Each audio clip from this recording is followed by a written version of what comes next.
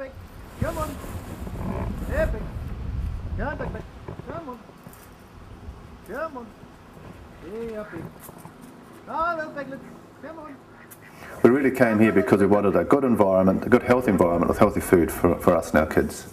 And they're quite young at the time. They were 2 and 5. 2 and 5, yes. So I'd given up work, although I was doing a bit of consultancy from home. And yes, we'd both grown up on farms too. Yeah. So we were quite interested in getting back and developing a, as Gary called it, self-reliant kind of lifestyle. Most of the menagerie now. And we've been here for 20 years. Yeah. And when we came here, it was just a run-off block with scrub and used for cattle in the winter. So 20 acres actually came out to... 120. I've always said to people, I've never been a revolutionary because I'm a democratic at heart. I believe that people should be able to work together and participate in decision making, and we should work as a group, and democracy should be the way to go, which is only part way there. But I'm a deeply radical person in terms of I think we have to change at our roots, in the true sense of the word radical. At the root, we have to change our whole approach and our whole way of life. And I don't think revolutions do it. They just change one lot of power group for another lot of power group. They don't change our culture and the way we do things, which requires everybody in that society to change. So that's why it's a cultural transformation that's required. We've gone back to thinking we need economic growth regardless. We've gone back to thinking that population growth doesn't matter. And yet, so that's why I think, the big elephant in the room that nobody ever talks about is there's just too many people in the world. So how can you be sustainable when you're just totally overburdening the ecosystems?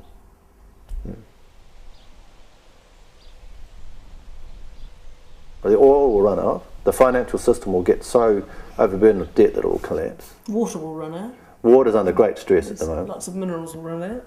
Yeah. And so we'll run out of lots of different things, not just oil. And we're all going to be dead. Everyone in this room will be dead in 100 years. Everybody in the world right now will be dead in 100 years. So it's not about individuals when they survive or die. They all die. It's about what goes on into the future. What way of life of the planet and people goes on into the future. So that's what we're sort of trying to, that's what sustainability should be about. And that's the other thing, is that sort of we think we are at the top of the ecosystem. We certainly are in terms of the way we draw resources out of it. So we're the one who's most vulnerable. Yeah, but any change that takes place, we're the vulnerable species. We're the expendable species. yes. We mightn't like it. All the microbes out there, all the grasses out there, all the trees out there, they can survive without us, but we can't survive without them.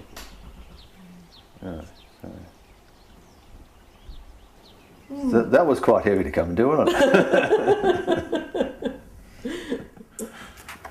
Like so many people going onto land, first of all we had the dream of what we wanted, and we want bush, we want a stream, we want a certain amount of land, and then we set out looking for it. It's really important when you're looking for a place there's lots of things you can change. Actually, you can grow trees, you can regrow forests, but you can't change the climate, and you can't change the basic soils. You can improve the topsoil, and you can bring life back into it, but there's certain things that you can't change. So we looked at what other things we can't change and trying to get those right. You can't suddenly produce water out of nothing. No. Although you can regenerate streams by planting forests. So we did a lot of planting of trees initially. 30,000, 40,000 trees we planted. And we did a lot of design work originally too. We sort of looked at a lot of different things, and we talked to a lot of people. Anybody who'd put up with us, we'd talk to about what they'd done. And we joined these groups, like small farmers and farm forestry and tree crops and biodynamics and soil and health. Soil and health, yeah, which is all really helpful. Yes. So anyway, sustainability. And unsustainability. We drive a tractor and 2 cars and chainsaws and brush cutters and a 4-wheel bike, so we're not exactly sustainable. Yeah, and there's lots of machinery because we are actually, although Well, I've tried to do a lot for the environment in terms of naturally, in terms of regenerating it, putting a lot more forests back in, a lot more trees, and had a much more diverse farm, like with orchards and small animals and sheep and cattle and the whole works. Socially, it's still very primitive. It's just one family on it, and so we need all sorts of labour-saving devices like machines and that. So because of that, we do rely on machinery, and in fact, quite a lot of organic farming is just replacing chemical energy with mechanical energy. Gives you healthier food, but there's quite a big difference between a healthy lifestyle and a sustainable one. Well, we first planted in, 88, 89, 90. We wanted to have something in the real world for our superannuation fund. So that's why we otherwise I wouldn't have planted Pinus radiata. Various people helped me with the pruning initially and thinning, and then I had a mate who came each year, and each year in the winter we would go up with our ladders and our pruning saws and loppers, and we would philosophise about the world as we climbed these trees side by side and pruned them, and so we did that for many years. We're going to mill them probably within 5 years, or 5 to 10 years. We've got a milling right now, and the problem is if I claim I've worked it out, if I claim the rights, if we claim the rights to it, if we don't replant in pine trees, then we probably have to pay, because pine trees grow faster than natives. Therefore, they have more credits. And we want to retire it back into native. Yes. Which in the long term is obviously better. It's a more productive forest and it'll sequester much more carbon. But because it's not, in the short term, pines grow more quickly. I mean, I don't know how these people calculate these things. Yeah, it's crazy, really, isn't it? Because also it'll be permanently in forest. Yeah, then it's permanently retired. You release full forest. So anyway, so we probably won't claim the carbon credits. I have actually planted a lot of other trees as well. Yes. A lot of other species. We've got a lot of Cupressus species. We've got some natives. We planted some totrids in Tawa. But technically, I'm allowed to cut down the totrids because I planted them, because they are actually a plantation. Yes. And not free growing. I don't know how they know the difference, but this is coppicing. We originally thought that we might go into firewood, but it's not a good game to make money out of. But we need a lot because we use it for the wood stove and we need it for our fire anyway. So we set up doing coppicing along the track, which is really easy then because the trees are on the uphill side. We chop them down and then just use gravity to bring them down to the track. And from when you cut it till you get it into the fireplace, it's a lot of handling. Well, I think we actually worked it out from the time you planted it too. But I mean, it's still energy-wise, it's a very good return. But it's in terms of economically, people just don't pay enough for timber for firewood. We planted too many gums, unfortunately, because they don't really like our big winds. But the birds have come in and dropped the seeds, and the natives are all coming up, popping up all over the place. I mean, we did a lot of composting initially because we had to regenerate the soils. Now we just do sort of an autumn composting. And we did a lot of companion planting around the orchard. And also we graze underneath with the kuni pigs, and there's chickens and ducks, and that combination of orchards of the fruit trees with the herbs and the small animals works really, really well. Because it's quite a diverse orchard system, and it's got the pigs and the chooks in it as well, that we don't get much disease on the fruit trees there, and when we do they recover quite quickly and it doesn't seem to affect the amount of fruit, so that was quite good. Yeah, we used to get a lot of black spot, didn't we? Mainly on the newer varieties. Yeah, it was. But over the years, it's just got less and less and less. Occasionally we still get it. Yeah, if we've got a bad year, didn't we? Yeah. But mainly, if you've got the pigs will eat up all the windfall apples underneath, and then the chooks will also have a good scratch around and eat up things too. So it works. And as the soil just becomes healthier, the trees just become healthier, and then they can resist it, the fungi. So they don't get much treatment now. They get pretty well other than picking the fruit off them, which is cool. Yes. Because the animals remanure and that keeps recycling. So it's this Productivity is really the speed of recycling. The more things are recycled and the more complex the recycling systems, the higher the productivity. So the more you've got in there, the more diversity you've got in there, the more productivity you've got. Yes.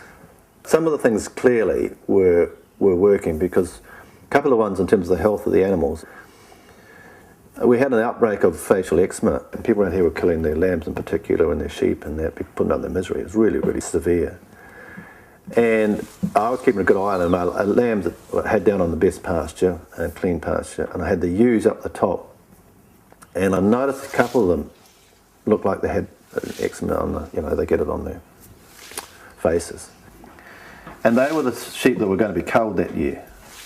And we used to do our own culling then and use them for dog meat. And so when we actually killed the animal later, we checked the livers, and the livers are perfect.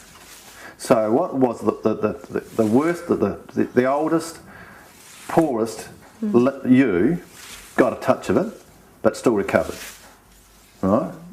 But when your best lambs are dying, like a pulpy kidney, then you've got a very unhealthy system going on. And so that showed that we had progressed to a much healthier system. And the same thing happened when they had a TB outbreak here. They had a TB outbreak, and every other herd around here had at least one reactor in the TB, because the TB guy told me this. We were the only herd that didn't have a reactor in it. And yet our cattle were closest to the possums and to the TB. We had good, healthy cattle, so they were not affected by it. And do you get your water, your drinking water, Yes, from the spring? From this spring flow. This is the really good flow from out of the hill. Okay. So it comes out as a natural spring out of the rock, and it comes down this valley. So further up we tap it, and then it's gravity fed down to the house. Really good water. Yeah. It's really interesting that life probably is a synergy between carbon and its ability to do these chains and rings, and water, because water is actually what allows all the processes to take place. And they even think that water, the way water flows, has actually allowed the DNAs and the protein things to actually develop. And it is probably the synergy between water and carbon that actually made life possible. Well, that's the most critical one, because we actually can live without oil, but we can't live without water. And as we pollute it, or as we degrade water, then we degrade the whole of the ecosystem. We make it that's so much more fragile and vulnerable. And water is one thing that one of the indicators of how unsustainable we really are. Because the rivers are they are the veins of the earth, and all the complex life things take place around those waterways. That's where everything takes place. And so that energises the water, doesn't it? Yeah, it energises it and oxygenates it. Clearly oxygenates it. Even the scientists will tell you that. Increases the dissolved oxygen in the water. But it also energises it because of the spiralling pattern it sets up in it. And it's just the shape is such that the water naturally does its pulse, its figure of 8 pulsing sort of dynamic. And you've got an outdoor bath here as well? Yeah. And we can set it up to circulate through the flow forms with a pump, which goes down the bottom. So we heat it up and we circulate it all, and we get the steam rising off here. We get the sound from here, and I'll tell you what, it's fantastic water to have a bath in when you come through the flow forms as well. It's really, really nice. Yeah, so that's the full Monty there. So that's all the draft plans, drawing up plans, lots of drafts. And drawing up plans of the building. We wanted to use local materials, and we finished up using a lot of macrocarpa, which there was plenty of around here. And for example, we built stone walls, and we didn't want to import schist from Central Otago when we could quite easily build greywacke from here. And we wanted it to fit into the site. We'd done lots of plans of houses before on bits of paper, but when we came here, of course, the site was quite different, so we had to change things around considerably. Yeah, and that's just a cross-section of the building, and that shows some of the passive design things here. This is a cross-section, this is the ground here, and these things like these are what clerestory windows, which is what we've got just above us up here, and they let the winter sun come into here and bounce off and sort of bring in both the light and the warmth. And in the summer, when the sun's over the top, you just get the indirect lighting. And then verandas do the same sort of thing out here. And then we've got a very favourite room, which is our nook in here, which has got a double brick wall around it. And in the wintertime, it's as snug as one thing. And in the summertime, it's really the coolest place to be. So it's really really great. And we have a log fire in there and vent the hot air to each end of the house. From there. Yeah, so the bricks act as the thermal mass. So, because this is a timber house basically, and so that provides internal thermal mass to the house and moderates the temperature and that works really well. And then we've got the kitchen wood range with a wet back and everything as well. So that even before we had the alternative power, we've got a gravity feed water supply from a spring, really good water for drinking. And if the power went off, we had the water, we had the wet back for hot water, we have a hot shower, we could cook, we could warm ourselves with no power. Every single square centimetre of roof base goes into the rainwater tank, and we've got an easement right from a stream which supplies water to the house but also to the troughs, and we've got dams for the stock as well and that. So this was quite an interesting idea. You hang a chain up and then you cover it with some chicken netting and then you mortar it up, and it's called a catenary, the shape a chain makes, and then you turn it up the other way. And we used it for the framework of the cellar. Yeah, that's that cellar. So, and that's just the veranda poles. So you just change the height or whatever you require, the length. So if it's wanted this long or you wanted that long, and the chain will just make the shape. Oh, wow. And then you put the chicken netting around it, and then you just put a bit of lime in your mortar so it sticks, and you just put your rubber gloves on and you do it up. It's very quick. It's very quick and very easy to do. But then once we put the beams up, then we just put a bit of light sort of wire with netting, and we just plastered the whole thing. Oh, to make our cellar. So you have some wooden beams in there as well? No, it's all plaster, or it's all these beams or plaster. It's like a ferro cement with chicken netting in it. And it's a really efficient way of using a very small amount of material to enclose and it has a very good natural shell shape, which is really good and really strong. So the stronger the wind blows, the more solid it gets. And even with at the moment we are converting our barn over to a farm stay, and so we're trying to use materials that haven't got chemicals, like using macrocarpa wood again, and that. But everywhere you turn, I mean, everything is designed on this sort of stuff you can get off the shelf, which is all plastic and metals and straight lines. Everything's in modules of straight lines, Yeah, we're just finishing off the jibbing, and then we're going to do the earth plastering. So we're going to earth plaster this rather than a conventional plaster. And that's an earth floor you're standing on there, which is not finished yet. Got another layer or two to go up yet. How many layers of clay is there? We're up to about the third or fourth, and there's another two or three thinner layers. It gets thinner and thinner as you get up. We started off with about 100 mils, and then about 50 to 60, and now we're down to about 30 mils. Painting windows is a real drag, but oiling, you just slap the oil on and wipe it off the glass. Very easy to do. Those rafters are from the trees we milled, and that tongue and groove is also came off this property. It's beautiful. Yeah, and it's all wool bats. That's our wool bats in there. So it's all lined with wool bats.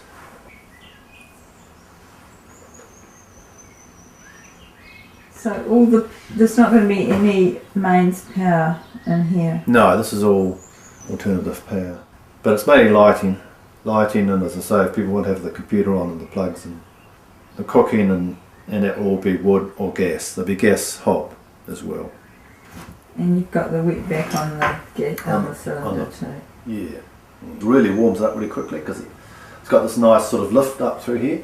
Flat ceiling is really bad for you, particularly sleeping under a flat ceiling. So that's why we've got this lifted like this, and that's why there's and you get the sort of the different resonance from the different shapes. Why is it really bad for you?